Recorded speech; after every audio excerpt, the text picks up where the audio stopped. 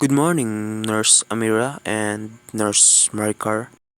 Good morning, Good Doc. morning, Doc. And how's your day? It's doing well, and our patients are really doing good too. Oh, before I forgot, Dr. Fontanilla, could you please help the surgeon department? Because Dr. Gimaras need your statement about the surgery last night. Yeah, we already talked about that earlier, and it was a successful surgery. Thanks for the reminder. I'll go ahead now. After 5 hours straight, we could take a tea break now. Good job, guys. You really did your best. Yay, finally! It's my treat now! Ahem. Starbucks. Yes, please. I want some cold brew coffee. Okay, I'll see you and Nurse Yani at the lobby. Nurse Yani, can you please tell Miss Guevara that we have some tea break and we will go back after? Yes, Doc.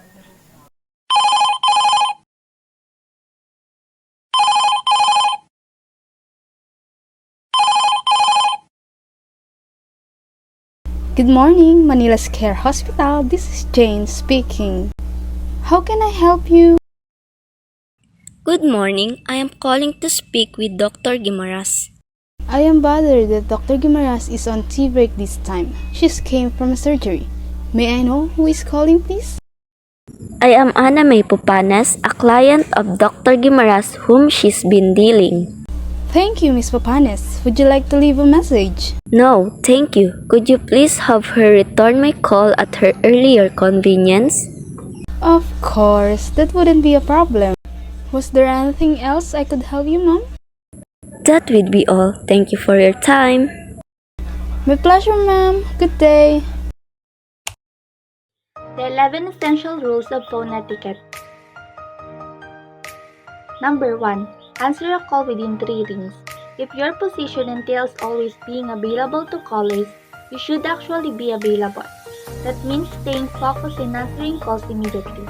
The last thing you want to do is keep a customer waiting after a string of endless ringing or send them to voicemail when you should have been able and ready to reply. As long as you're alert and at your phone at all times, excluding breaks, this rule should be fairly simple to follow. However, we recommend responding within 3 rings in order to give yourself enough time to get in the zone and prepare for the call. Picking up the phone right away might leave you flustered. Number 2. Immediately introduce yourself. Upon picking up the phone, you should confirm with the person whom they have called. In personal calls, it is sufficient to begin with hello and let the caller introduce themselves first. However, you want to allow the caller to know if they have hit a wrong number as well as whom they are speaking with. Practice answering the phone with, "Hi, this is your first name and your company name. How can I help you?" Your customer will be met with warmth, which will encourage a positive start to your call. And if it ends up being an exasperated college student trying to order a pizza, they will at least appreciate your friendliness. Speak clearly. Phone calls, while a great option for those who detest in-person interaction, do require very strong communication skills. For one, the person on the other end of the line can only judge you based on your voice, since they don't get to identify your body language and hopefully kind smile. You always want to speak as clearly as possible. Project your voice without shouting. You want to be heard and avoid having repeat yourself. A strong, confident voice can make a customer trust you and your support more. In case of bad cell service or any inability to be heard, immediately ask to hang up and call back. Number 4. Only use speakerphone when necessary. We all know the trial of a speakerphone. It's easier for you because you can use your hands to multitask. However, for the other caller, it's like trying to hear one voice through a honking crowd of taxis in Manhattan impossible and frustrating. Give your customer your full attention and avoid the speakerphone. This will make it easier for both parties to be heard, and it will ensure that you're actually paying attention to them. You may need to use speakerphone at rare occasions, such as when it's a conference call or when you're trying to troubleshoot on the phone. While speakerphone may be appropriate at these times, it's always better to use headset to remain hands-free. Actively listen and take notes. Speaking of paying attention to your customers, it's essential that you're actively listening to them throughout the conversation. Actively listening means hearing everything they have to say and base your response of their comments rather than using a prescribed script.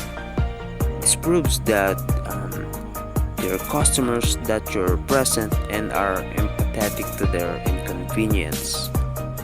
It's very helpful to take notes during support calls.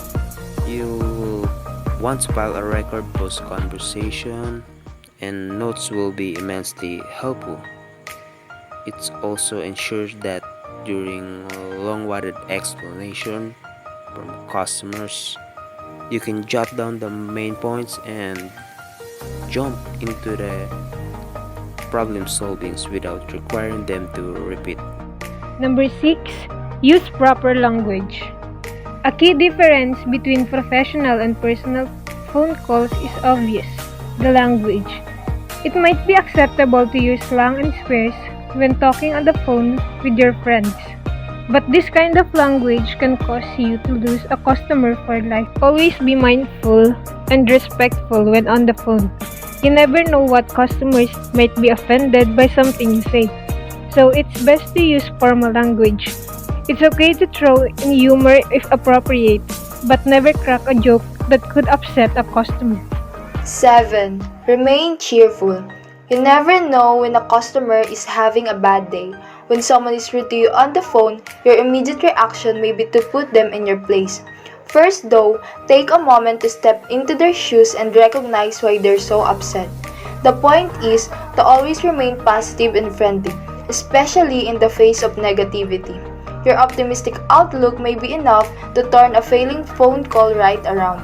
Remind yourself that the last thing your customer probably wanted was to spend their afternoon on the phone with customer support. So, make that call the best it can be, and it may create a loyal lifetime customer. 8. Ask before putting someone on hold or transferring a call. There's often nothing more infuriating than being put hold on. After waiting on hold for 10 or 15 minutes to speak with a real-life human being, you finally get to explain your problem. Then, you're immediately put back on hold and then transferred to someone else to whom you must re-explain the whole problem. Talk about exhausting. However, if you must put a customer on hold or transfer their call, always ask for their permissions first. Explain why it's necessary to do so and reassure them that you or another employee are going to get their problem solved swiftly. By keeping your customer in the loop, they'll be less inclined to complain about a long wait time. Number 9. Be honest if you don't know the answer. You might need to put a customer on hold or transfer their call if the dreaded occurs you don't know the solution. Perhaps you've tried everything you can or simply have no idea what they're talking about. Don't panic. Customer support representatives are humans too, and it's okay not to be their omniscient voice of reason. It's best to admit when you don't know something rather than making excuses or giving false solutions. However, tell them that you're going to do everything you can to find an answer and get back to them momentarily, or find a coworker who does know the answer. Customers don't typically expect you to have all the solution at hand, but they will expect you to be transparent. 10. Be mindful of your volume. You may be focused on your phone call with a customer that you're barely paying attention to your present setting. When working in a call center, things can get pretty loud. You always want to be mindful of your volume and ensure that you're not disrupting the ability of your coworkers to speak to customers and get their work done. If you are in a call that requires you to speak louder due to bad connection or hard of hearing customer, simply step out of the room and speak with them separately. Your customers are always your main concern, but you don't want to inhibit the work ethic of others in your workplace. Number 11. Check for and respond to voicemails. It's quite possible that a customer might reach out to you when you're on a break or after you've left work for the day. If it's possible for you to receive voicemails, make sure you're always checking for them. It's easy for a voicemail to slip under the radar, but a customer won't easily forget. Start and end each day by checking your voicemail. It takes just a few minutes and can avoid a lost customer support request. Your customers will appreciate your prompt response, and you can get on to doing what you do best, providing knowledgeable and friendly support.